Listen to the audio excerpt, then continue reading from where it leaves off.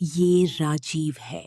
शहर की इस चकाचौंध भरी जिंदगी में राजीव की रातें किसी मखमली सपने जैसी गुजर रही हैं। अपनी मेहनत और दिमाग के दम पर इसने वो सब कुछ हासिल कर लिया है जिसका लोग सिर्फ ख्वाब देखते हैं। लेकिन राजीव को ये नहीं पता कि ये जो चैन की नींद वो ले रहा है, ये उस तूफान से पहले की खामोशी है जो उसकी पूरी दुनिया को राख करने वाला है।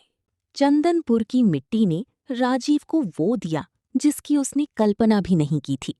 एक साधारण सा लड़का आज इस विशाल साम्राज्य का बादशाह है। चारों तरफ उसकी कामयाबी का शोर है, लेकिन कामयाबी की चमक अक्सर इंसान की आंखों को अंधा कर देती है।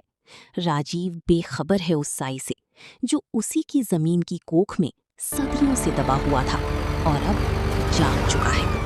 किस्मत का सिक्का हवा में है और इसका गिरना अब किसी की मौत का ऐलान बनकर गूंजेगा।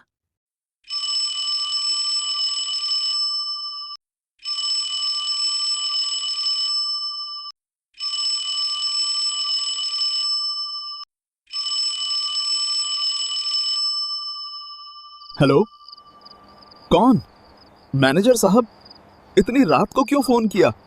सब ठीक तो है ना? राजीव भाई, जल्दी जल्दी चंदनपुर आइए। यहाँ अनर्थ हो गया है। फार्म की सारी भैंसें पागल हो गई हैं। वो रस्सियां तोड़ रही हैं और उनकी आंखें बिल्कुल खून जैसी लाल हो गई हैं। क्या बकवास कर रहे हो? तुम पागल हो गए हो क्या?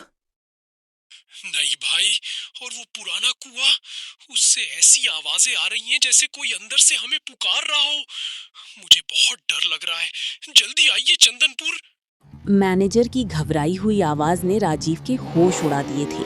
वो बिना सोचे समझे चंदनपुर की ओर निकल पड़ा, लेकिन उसे क्या पता था कि जिस रास्ते पर वो चल रहा है वो उसे मंजिल तक नहीं बल्कि उसकी सबसे बड़ी दहशत की ओर ले जा रहा है।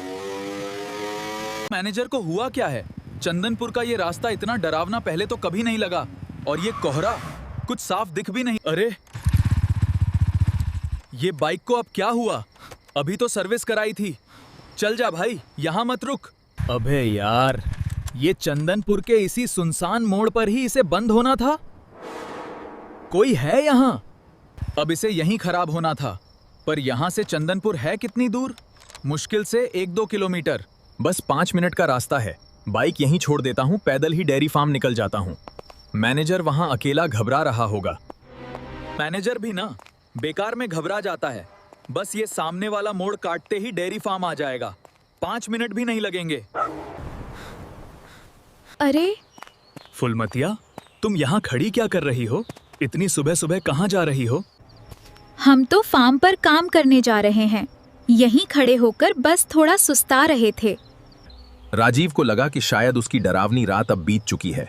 फुलमतिया जैसी वफादार वर्कर का साथ पाकर उसका डर अब राहत में बदल रहा था। लेकिन वो ये नहीं जानता था कि सन्नाटे में कभी कभी सबसे करीब दिखने वाला शख्स ही सबसे बड़ा धोखा होता है। दोनों के बीच की सारी बातें खत्म हो चुकी थीं। चारों तरफ एक अजीब सा सन्नाटा छाया हुआ था।